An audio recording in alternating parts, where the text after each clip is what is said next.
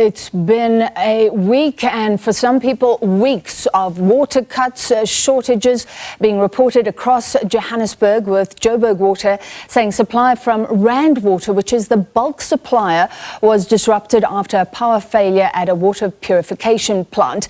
Some parts of Gauteng, including parts of Tshwane, have been without water for almost 2 weeks. The DA in the province is saying that the CEO of Rand Water should be axed. Let's get a response from Rand Water and find out exactly where we are right now. And we're joined by the CEO, Sipho Mosai. Mr. Mosai, thank you for being with us. Firstly, can you tell us what the situation is now following that power failure at the Zuikerbosch water treatment plant? Good evening, Francis. Thank you so much for having us. I'm happy to report that power has been restored. In fact, it was restored almost the same day, and the following day we were at full steam. So from our side, as a bulk water producer, we are back on full load. We are pumping at full capacity. In essence, what we're doing now is to work with municipalities to make sure that the water that is in the system reaches consumers. As you would imagine, that because of these outages, given the fact that the demand was already high before the thunderstorm that attacked, if you like, for want of a better word, Eskom power lines that supply Zuikerbosch purification works, it does indeed take time for the reservoir to start filling up again and water to get into individual households. So at this point in time, we are working very closely with municipalities to ensure the restoration of water to individual households. All right, so you say everything is fine now. I just want to understand, there were reportedly the thunderstorms on Tuesday and then an electrical fault on Thursday. Is that correct? Was that a serious issue on Thursday? I think the big one was the thunderstorm. I think the thunderstorm is the one that affected us. I think from time to time, you always have trips as power outages happen, and we're able to recover within the shortest possible time. So we do have those electrical dips that are a regular occurrence. Those are not a major problem and don't affect us by and large in terms of substantially increasing our pumping capacity. Of course, we are 24/7. We don't want any outage.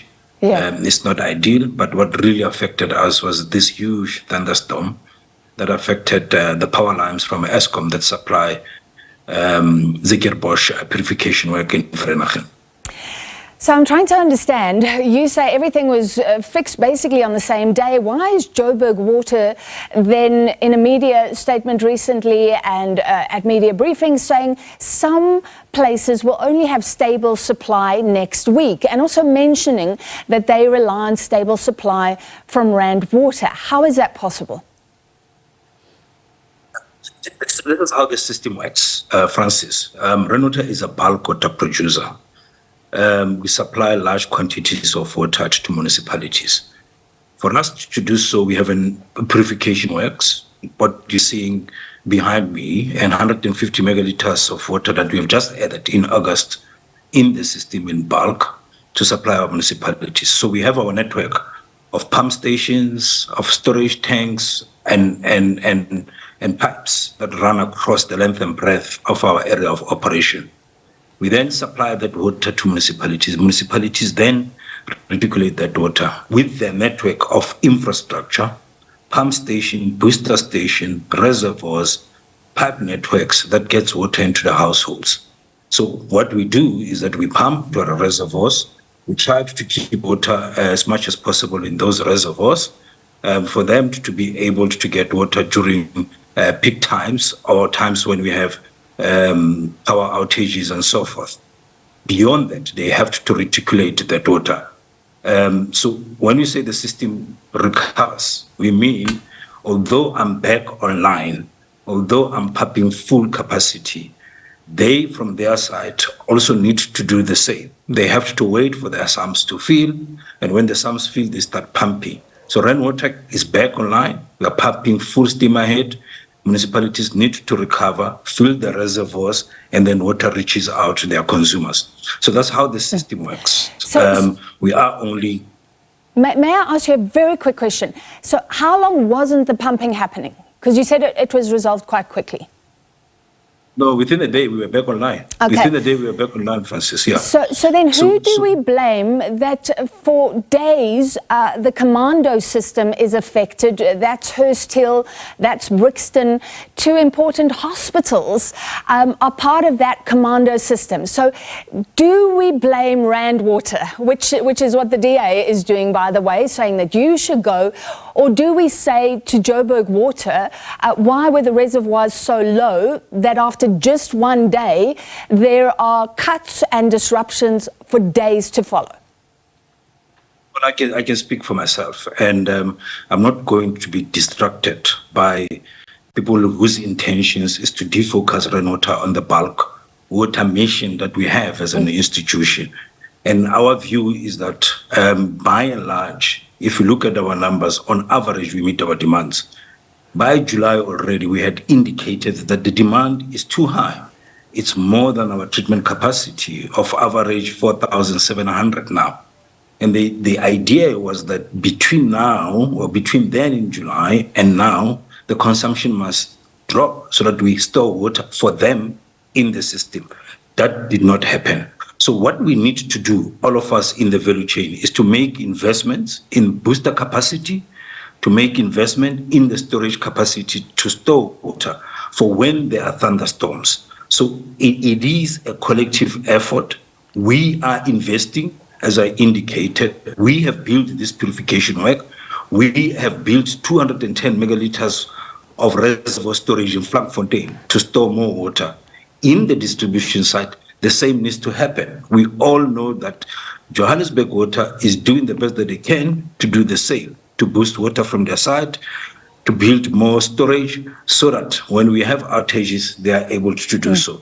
So it's one value chain, and we all have to do our bit to ensure that there is pumping, there is storage, there is this distribution in both parts of the value chain. Ours is to work closely with them to assist, to ensure that there's minimum disruptions as much as possible. But from our side, what we can do is to put and provide bulk water to our municipalities. So can we end there? So you're saying you're doing everything you can. Can you give us any timelines? Because the sense is that with proper planning from everybody in the value chain, fair enough, you shouldn't have nearly a whole city's water supply affected at short notice because of one problem at one water treatment plant, and this issue of too many people using water. I mean, it's summer, so that comes around every year. So are you doing what you can, and when will it be completed, those investments? That's a lot of questions. The first question is talking about planning. We as Rand Water, as we speak, we have our own 5-year capital works program who augment, refurbish the entire bulk infrastructure. And I've just said to you, from our side, we are doing the necessary investment. And as I indicated, the 150 megaliters we have added, we're adding 450 megaliters of water a day in the next 20 months. We are building additional reservoir over and above the one that we have launched. So that deals with planning. You're talking about summer. Summer comes all the time, but you have to take the summer figures in relation to per capita per consumption of the water that we put into the system. On average, there's about 16 million people in our area of operation. We are supplying about 4,800 megaliters of water to all of them. Francis, that is enough water to go about for everybody. We are estimating a capita consumption in Gauteng to be at about 300. The world average is 173. So if you have consumption that is not controllable, that has got leaks in them, 30% of those in the municipalities is in the no-drop reports. And when we're talking high consumption, it's inevitable to have a situation that we're having. If low-lying areas use more than their fair allocation, consume a lot more than what is there allocated, high-lying areas are going to suffer. What's going to happen in summer, the reservoirs will run dry, the reservoirs will run low, and because municipalities are dependent on our head, water will not get into high-lying areas. So yes, you are right. In summer, the consumption shoots up and shoots beyond the well average. That's why we have a problem. So what do we need to do? We need to come together, all of us as stakeholders, consumers, municipalities, and ourselves. Consumers tried to come up with around 170 liters per person per day, not the 300 that we see. Municipalities have to invest long and hard to repair the leaks, non-revenue water. The leaks are causing about 30% of water losses in municipalities, which is 1,500 megaliters of water that we're putting into that system when we peak. And for the same, from our side, we need to make these commitments that I'm making going forward to meet the future demands, to continuously add infrastructure. At 2030, we're adding another 600 megaliters of water a day. But if water is lost, Francis, if the leaks are getting bigger, that water is lost. So we can demand that we pressurize the water, put more water into the system, but the leaks we saw and we see they're getting bigger. This time, last year, 30%. Now it's 40%. We're demanding rainwater to put more water into the system, and we have done that. We have obliged.